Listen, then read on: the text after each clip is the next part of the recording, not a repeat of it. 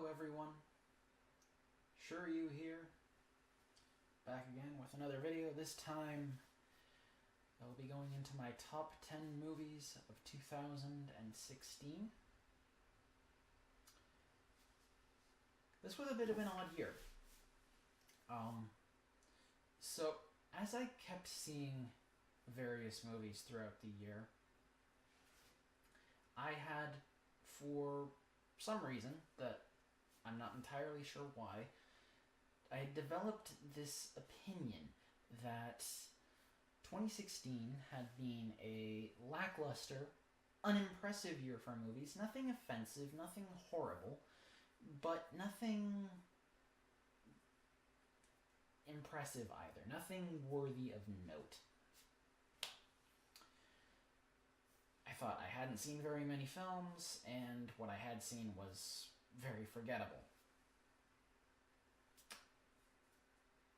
Then, when it came time to prepare for this video, I went back, like I always do, and looked at a list of films that came out this year and tallied up all of the ones that I had seen. In the past, the number has equaled to or just come a little bit over 10. So it's been fairly easy to cut the wheat from the chaff and then rank the rest. And this year, I was surprised to find out that I had seen 18 films this year, and there was a decent number that I missed as well. So, yeah, that was a surprise. But what was more surprising was how many of the movies that I had seen I wanted in my top 10. It was actually difficult. Some of the movies that I had seen were so forgettable I had even forgotten they'd come out this year, so they were easy to eliminate. But many of the movies that I had seen this year, I actually enjoyed quite a bit. Now, nothing in my list this year is going to be in my all-time favorites list, but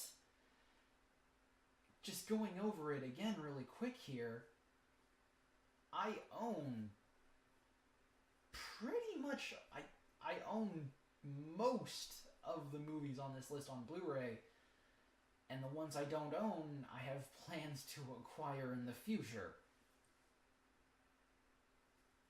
Which I wouldn't do that if I didn't enjoy it. And yeah, this year was a lot stronger in films than I had perceived until a few days ago.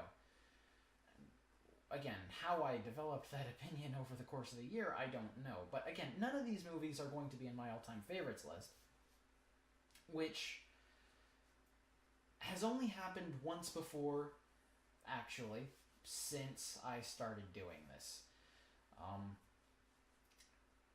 Not as far as top 10, well, I mean, even with that, but when I started paying attention to movies that had come out over the course of the year, first time I really paid attention to that was back in 2012.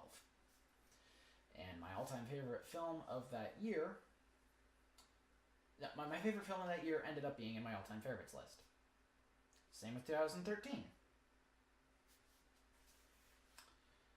Then 2014 came around, and it was the only other year where my favorite film of the year was not in my all-time favorites list. Now, much like 2014, much like this year, 2014 was filled with really good movies. Nothing incredible, nothing that blew you away, but a lot of really strong films. 2016 is very much like this. Nothing here blew me away to the point where I will remember it forever and it's, a standout classic that must be cherished for all time or anything like that. But nevertheless, this was a very hard list to make. It was hard to narrow it down to 10, and it was very hard to rank these 10. In fact, this was even harder to do than the 2014 list. I enjoyed a lot of the movies that I saw this year. Now, a lot of the movies I'm going to be talking about here are going to be contentious. A lot of them received mixed reviews, because that's just been the story with almost every movie that came out this year. Someone somewhere found a problem with some movie. That's just a thing that has happened multiple times this year. So it's going to be a contentious list. I guarantee that there are going to be choices on here that people will not agree with. But there's no getting around that, because I enjoyed all of these movies, and at the end of the day, while deciding their ranking was difficult, I can stand by it. Usually I have a hard time with a certain section of the list, determining the final two, or determining the ranking of the final two, or the bottom half, as has happened before, like last year. Whereas this year, the entire list was just that much of a challenge. It was hard, because they're all so good. They're all, again, none of them are amazing. None of them are the greatest of the great. But they are all standouts that deserve recognition, and to rank one above the other, it's inches among giants, really. I feel like I need to get that out of the way. The ranking isn't superfluous. There is definitely something to... There are reasons behind the rankings, but, again, inches among giants. If one thing had changed in any of them, the rankings would look completely different.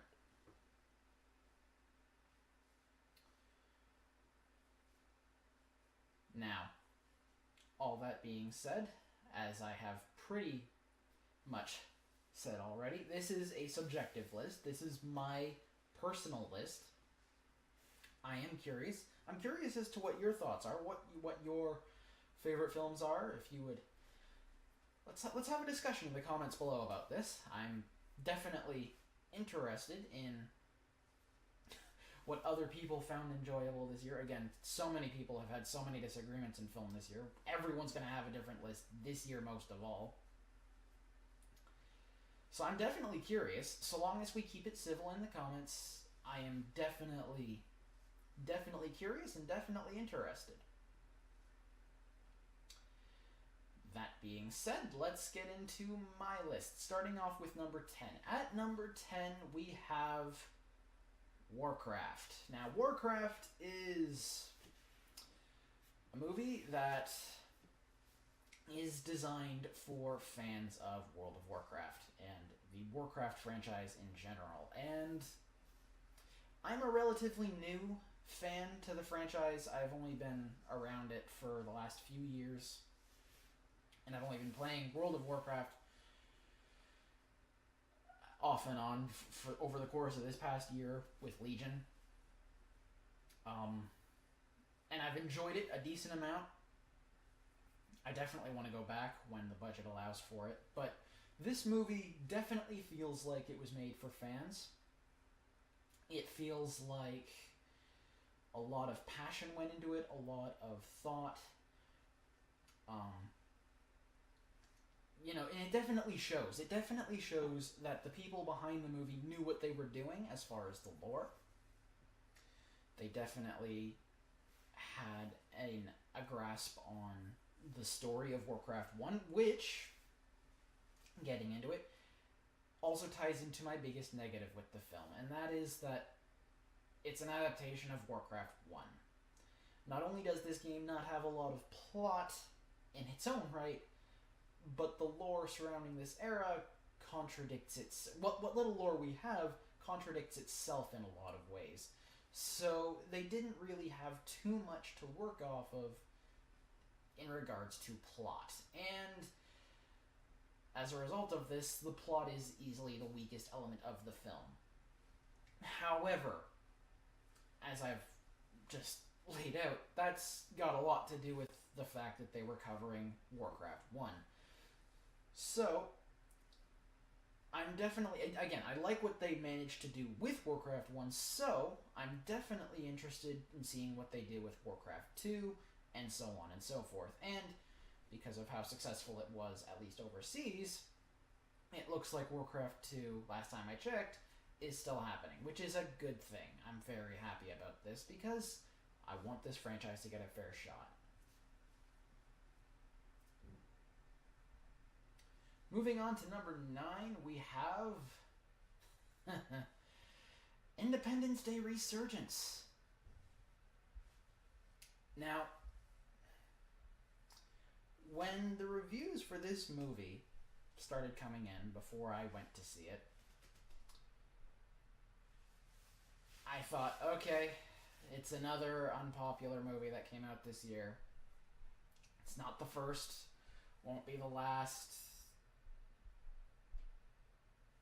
but it's also a sequel to a long past film, which usually those don't tend to work out anyway, so maybe there's something to these criticisms. I watched a little bit, I watched a chunk of the original movie before going in to see Resurgence, and honestly, I don't get it. I really don't. I mean, if you don't like the original, then yeah, I could see yourself not liking Resurgence. However, Resurgence does basically everything that the original did as far as comedic tone, as far as the level of detail in the plot. But it also takes the setting that was established, it was, in the first movie, and takes it in a logical direction, both for the sake of the movie and what comes next.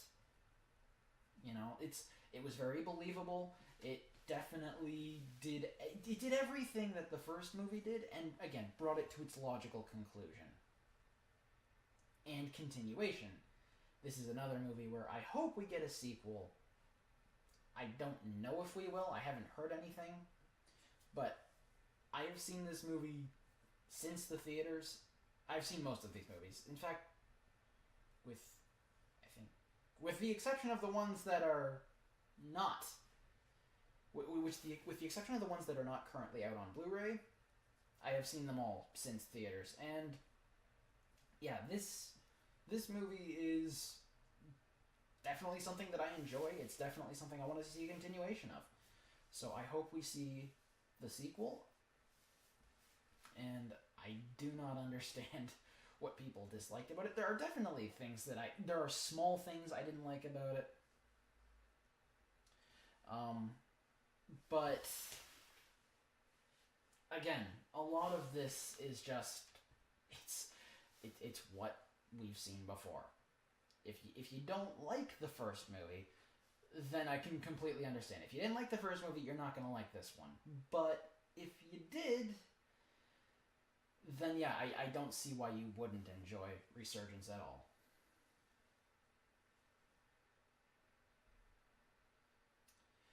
Next up, we have, at number 8, Star Trek Beyond. I am a relatively new fan to Star Trek. Over the past year, I binged TNG and DS9 for the first time. I saw both Star Trek 2009 and Into Darkness when they were out in theaters. I liked 2009. I still do. In fact, to this day, I use it as the example of how to do a reboot properly. Into Darkness, I liked when I saw it in theaters. My opinion of it since has plummeted. So, I went into Star Trek Beyond not knowing what to expect, really. Not a huge fan of Simon Pegg's writing. I like his acting, but I'm not a huge fan of his writing styles a lot of the time. So, again, I wasn't sure what to think about it. And, well, what I ended up seeing, I'm of two minds on. first of all, let's get out of the way. This is a very well made, very high budget episode of the original series with, again, good special effects, top notch acting, all of that. But it's definitely a high end episode of the original series, with all of the good and bad that comes with that. Now, on the one hand, that is pretty cool to see. You know, the whole day in the life standard mission thing for the 5-year mission that they have going. That is a nice thing to see. It absolutely is. It helps to add realism and believability to their voyage that they are going on, instead of just them coming back after, like, between Into Darkness and this one, and then they just talk about the 5-year mission. On the flip side, while it is a very well done episode of the original series, it is still an episode of the original series. I gotta emphasize, an episode. Right? At the end of the day, if they want the 5-year mission to go smoothly, if they want to, you know, have the stories to tell outside of the 5-year mission, which I can guarantee they probably do, they're not going to be able to do all that much. I mean, they can do character growth and characterization, but they can't actually shake up the status quo all that much. And that's probably my biggest issue with the film. Not that they didn't change anything, but that there was never any chance of things changing. Everything was very closed in. The stakes weren't... They were high within the confines of the film, but they weren't high within the confines of the setting as a whole. Which... It's not a bad thing. It's not. But it's not as good as it could have been either.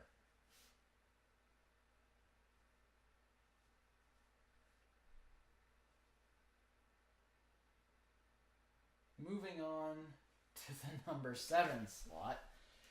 This one's really going to land me in hot water, and this is really one of the first ones that really set the tone for controversial movies of the year. Batman v Superman: Dawn of Justice.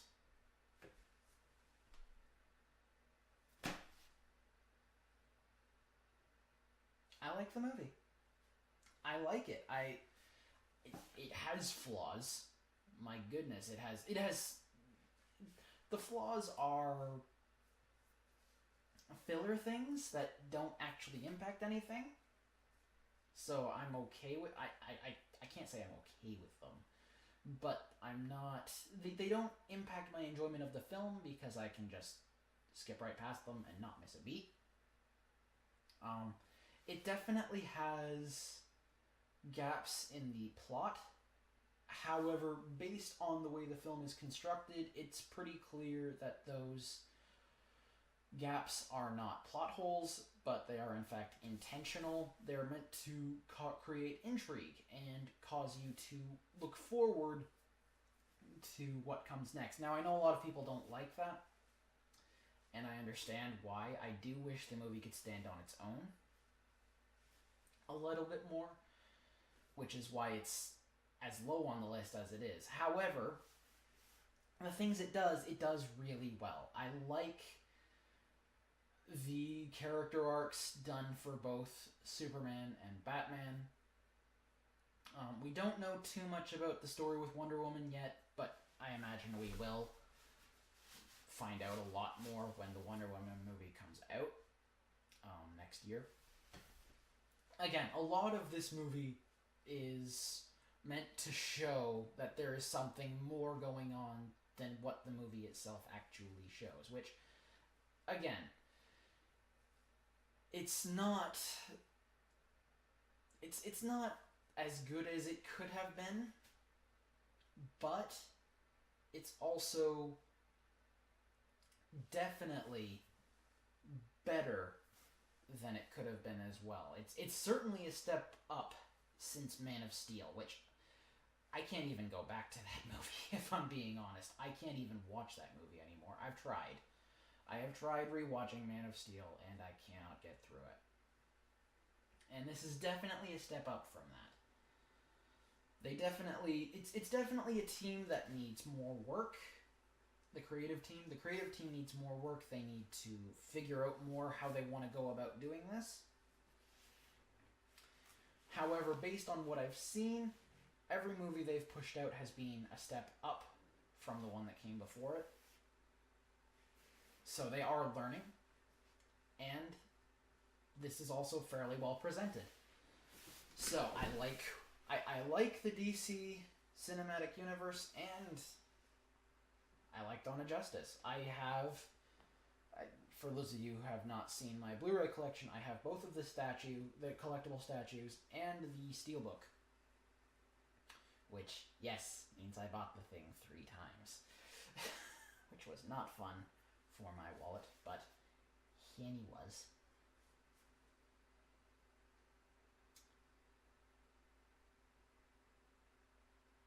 Moving on to the number 6 slot is the final movie that I saw this year, something that I actually watched just last night.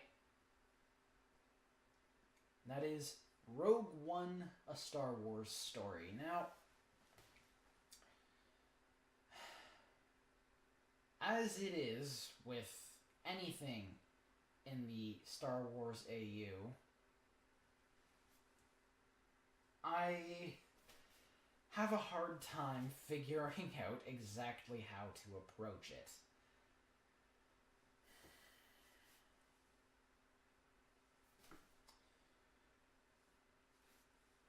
This one more than most things, because it's hard to figure out whether or not this film accommodates the EU.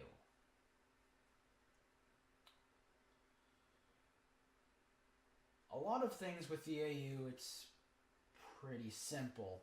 If Star Wars ends up recognizing the fact that both universes exist, then I am willing to accept the AU. I am willing to at least look into the things, and if I enjoy them, collect them. And if it's not, then I want to just completely avoid the AU entirely, because we're on completely separate pages, and I'm not... It's just not gonna work. It's not gonna happen. And with Rogue One, it's meant to tie in... It's just meant to give an intro to Episode 4 with completely new characters that have nothing to do with anything. And to my knowledge, the EU never did anything with that. So,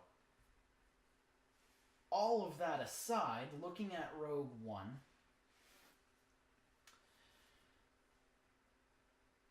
the setting and the dynamic with the Rebel Alliance was very well handled.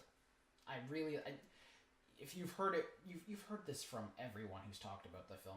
The fact that the Rebel Alliance is handled believably and realistically, the fact that we get to see that they're not all that unified before the destruction of the Death Star in A New Hope, really helps to ground it.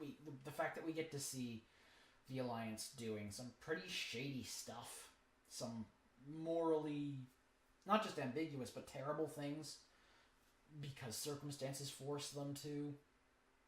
The fact that there are factions of the Rebel Alliance that have been disavowed outright by the Alliance completely. All of that is interesting stuff. K2 is hilarious. He's fantastic. However, my biggest flaw with this movie is a little complicated. It's... Okay, so the plot for Rogue One is effectively the title crawl of A New Hope. Which means they took that and stretched it into a full movie. My biggest problem with this movie is that it was both stretched too far and not enough. As weird as that sounds.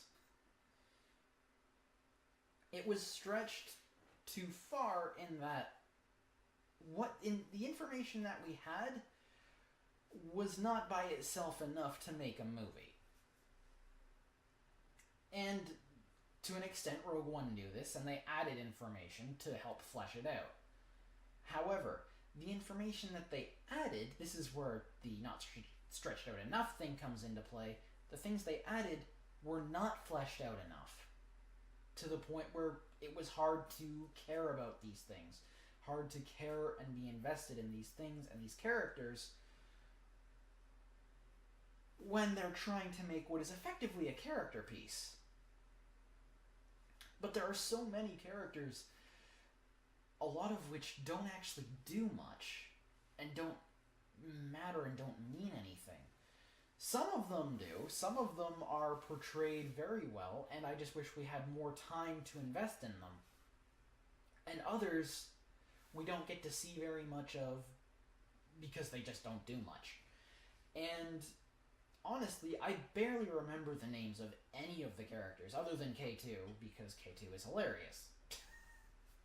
He kind of left a mark simply because of that. But outside of him, and I think her name is Jen Ursa,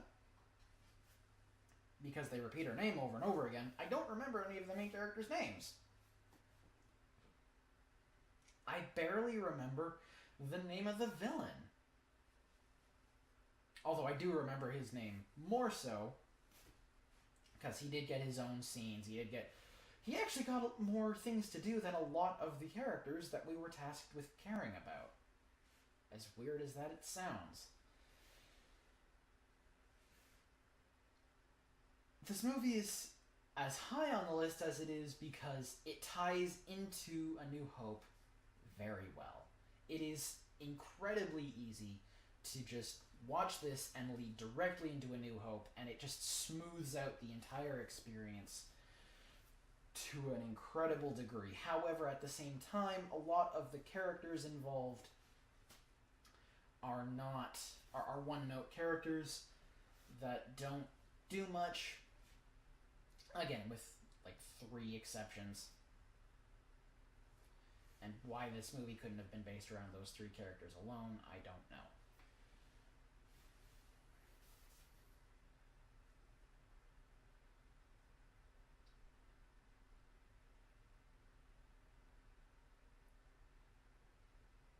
Moving on, we are at the halfway point now. The number 5 slot is a movie called The Accountant.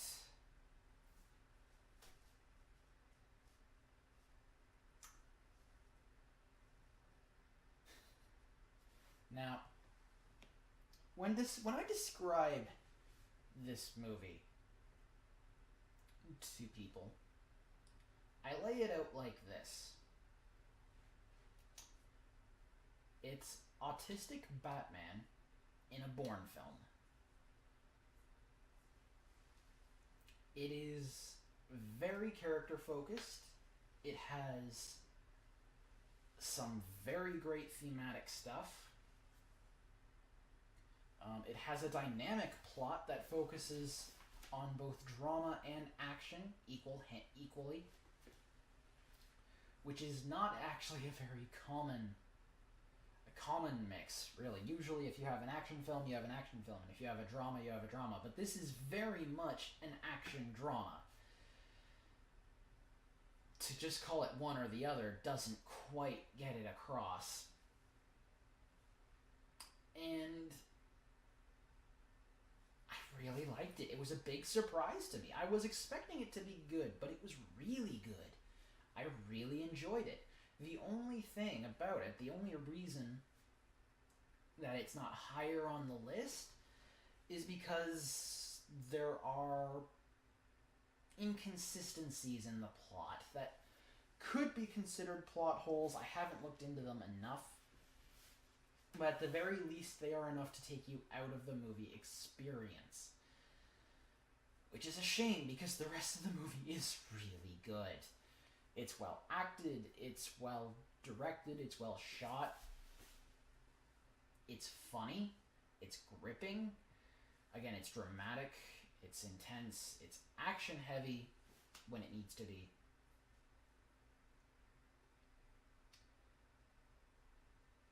And I thoroughly enjoyed it. And I'm definitely looking forward to when it comes out on Blu-ray so I can pick it up.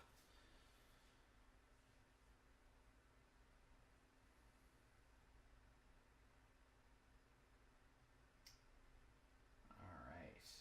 We are now in the top 4. And this one is a little bit different. To my knowledge, this movie did not get a theatrical release. But it is a movie, and I did see it this year. It did come out this year, I should say. So it does technically qualify. And that is Kingsglaive, Final Fantasy 15. This movie did an excellent job setting up the story for Final Fantasy 15, the game. I had no idea if I even cared about FF15 beforehand, because I mean, FF15 has had such a rocky history in recent history, right? And yeah, I had no idea really if I even had expectations for FF15, because I had been burned by not burned because I didn't really care, because I had just lost interest over the years. But because of that lack of interest, I didn't really know what to expect from FF15. So I decided to watch Kingsglaive to, give me something. And what I got was a very, very well done setup. The whole thing is basically a prelude to the game, and it sets the stage very well. And it also provides focus and backstory on characters that don't get a lot of focus in the game itself, which gives itself a unique perspective, as well as fleshing out of the setting and the backstory for the game.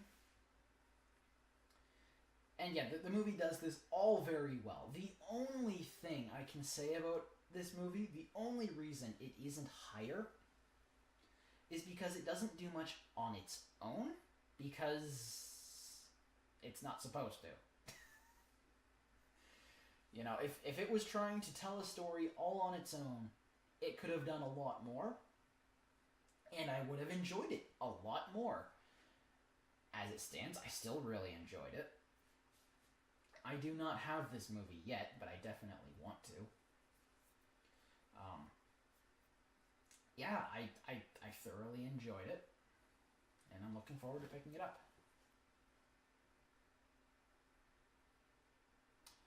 We are now in the top 3. Crunch time. And at the number 3 slot, another controversial choice here is X-Men Apocalypse. Yes, really. I am a fan of the X-Men franchise. The X-Men franchise is my favorite superhero film franchise. It is. It's had its missteps in the past, but the franchise has shown that it knows how to handle those. And it knows what to do to keep on. Where most franchises would have folded and just done a flat reboot and recast everything and just kept on going and just restarted everything. This movie has found a way, this franchise has found a way to continue on with the same cohesive narrative thread, even with a reboot. I'm going to put it in quotes because it deserves to be in quotes.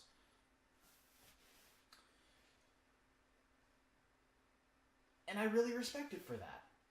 It allows me to be more invested in all of the movies, and it allows me to still have faith in what they'll do next.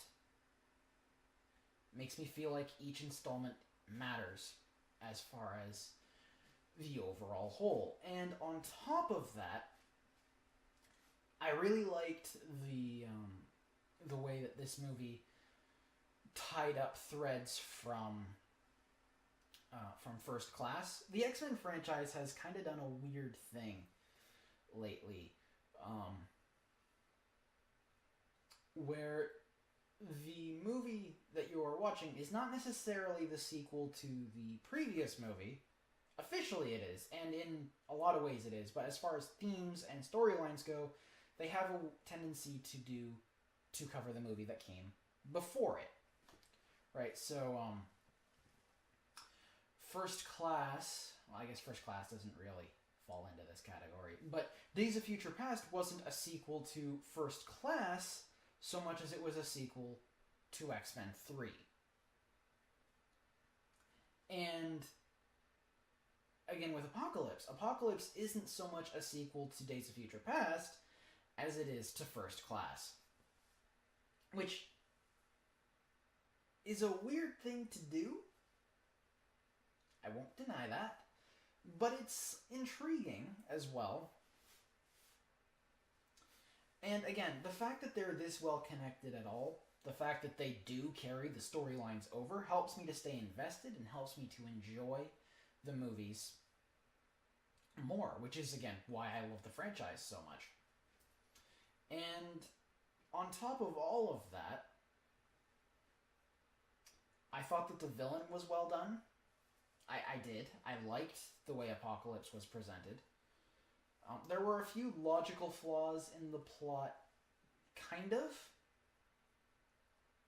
And one major thing that I thought was unnecessary, and it wouldn't surprise me if it's undone in the future because of how unnecessary it was. But ultimately, I really enjoyed this movie. I like the fact it made me feel like the movie took place in a world bigger than itself, which caused me to ask questions about the various characters, especially Magneto, as far as what happened to him between Days of Future Past and Apocalypse, because clearly something happened. You know, his character. I mean, we know kind of what happened. We don't know all the details though, and maybe we will find out. Maybe we won't. I don't know. I mean, on the one hand, in most situations you wouldn't. On the other hand, this is the X-Men franchise, so maybe we will. But then again, considering how poorly this movie did, and the various changes that have been done behind the scenes for the future of X-Men, we may not know. I liked one more thing. I liked what they did with Mystique. I did. I liked what they did with Mystique. I think Jennifer Lawrence plays the part really well. It's different, I won't deny that, but it's supposed to be. She's not the only one that's different either, if you're paying attention. Magneto's completely different now, too. He is. And I think that's being handled very well. I like the idea of Mystique leading the X-Men team. And I was hoping to see that more on a more official level in the coming film, in the next one. But based on what I have read online, I don't think that's going to be the case, which is a damn shame. I just hope that they don't completely bail on whatever it is that they've been doing. Whatever kind of plan they've had. I hope they don't completely bail out on it, because I was looking forward to that, and I hope we don't miss out.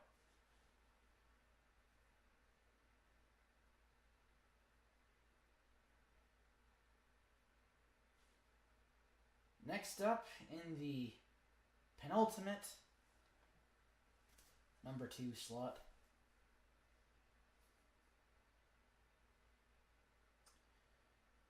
we have one of the most memorable movies I've seen all year. A movie that has already improved with age. It's another controversial choice. I'm sure there are plenty of people who will disagree with me on this. But I don't care. This is my list. Suicide Squad.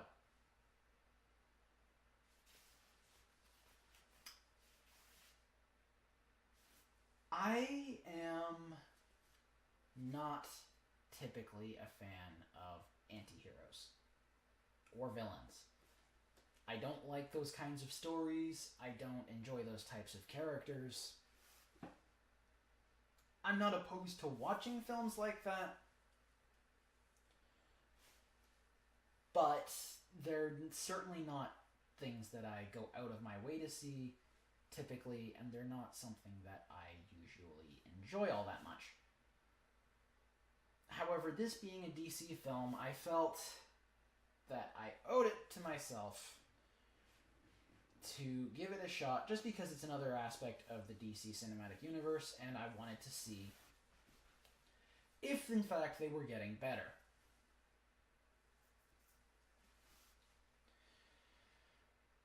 And yeah, they definitely are. I cared more about the cast, like the characters in this film, than I did about most of the protagonists this past year. And these guys are not good people. They're horrible people. And this movie managed to make me sympathetic toward them. And again, this movie has improved with age already. When I first saw it in theaters, I thought that the beginning, that the plot was sloppy and the pacing was off. But with the exception of the repetition in the intro, I no longer think that's the case. Some of the music could have been a little more subdued, but it's not jarring. It's not nearly as jarring as I had initially thought in the theater. And again, I definitely enjoyed it more on rewatching. And just like with Batman v Superman, I also bought both of the statues and the steelbook, so I bought that 3 times as well. That was not fun wallet-wise. But yeah, I definitely enjoyed the movie. I have seen it since the theater, and I've enjoyed it even more so since. Which a lot of people, I know, are not going to agree with me on this, but it is definitely my second favorite film of the year. And it is home to my favorite scene that I've seen in a movie this year, which is the bar scene in the movie. It's fantastic for humanizing the characters. He played a large role in establishing all of them as far as being sympathetic. I mean, the movie had done that already, but that scene really just capitalized on all of it. And I definitely think the film deserves its number 2 slot.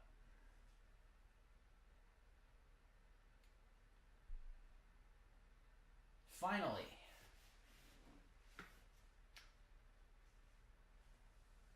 fitting that this movie make it to number 1, considering the comparisons that I made to 2014 earlier on in this video. Number 1 is Captain America Civil War, also known as Avengers 2 for real. The real Avengers 2, where Age of Ultron was really just the prelude. I've given thoughts on Age of Ultron before, but Civil War,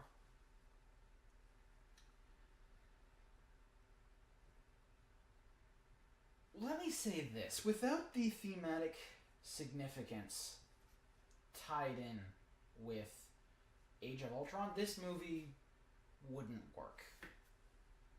This movie would completely fall flat because, well, it spends a lot of time trying to sell you on something that doesn't actually make sense within the confines of the movie itself.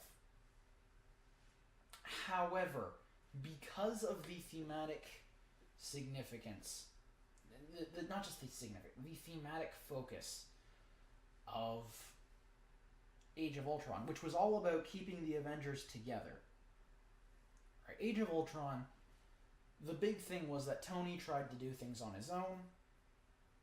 It ended terribly, and the only way they were able to resolve the situation was by working together, by keeping the team together, by relying on each other, and that was a big lesson for Tony. Now Civil War comes along, the Sokovia Accords come along, and the team is threatened. The team is threatened. It could be split apart, and Tony's relying on the team now, so he can't have that. So he signs on with the Accords, whether he agrees with them or not, which, based on things we see in the movie, it's pretty obvious he doesn't actually agree with them. Not based on what he says, but on what he does, most notably with Peter Parker. And because of that, that is what makes the whole thing, the whole struggle between Cap and Iron Man believable, because Tony doesn't actually agree with the Accords, not in the movie anyway. And again, it makes sense why he wouldn't. He sees the whole picture. He knows why this wouldn't work. But he just wants to make sure the team doesn't get split apart. In fact, it's worth noting, out of everyone in the movie, there is only one true believer in the entire situation with the Accords. And that's Rhodey. Everyone else is either signed on with Tony for their own purposes, that would be Vision, who's just trying to protect Wanda, and Tony, who's trying to keep the team itself together, which, by the end of the movie, he failed at. And I'm definitely interested in seeing exactly how that continues onward. Maybe we'll see that with Spider-Man Homecoming. Maybe we'll see that in another Marvel movie. Maybe Avengers 3. Or maybe another one. Who knows? I'm not sure where this plot line will pick up. But I'm definitely interested. And there's a lot of stuff here. I've never been more interested in the Tony Stark Iron Man character arc than I am right now. That's what this movie did. This movie and Age of Ultron both. Because again, without Age of Ultron, this movie just wouldn't work.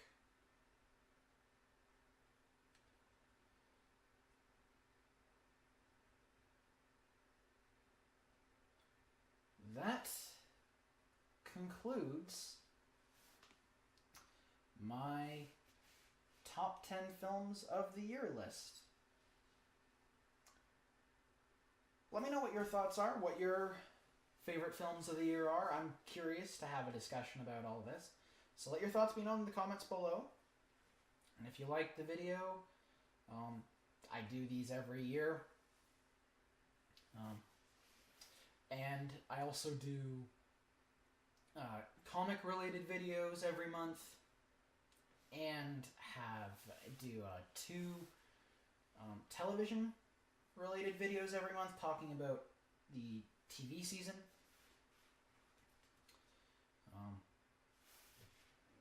So I hope if you have any interest in any of those, you'll check those out. I also have a Blu-ray collection video that I did a few months ago, recently uploaded. So if you're interested in that, check that out.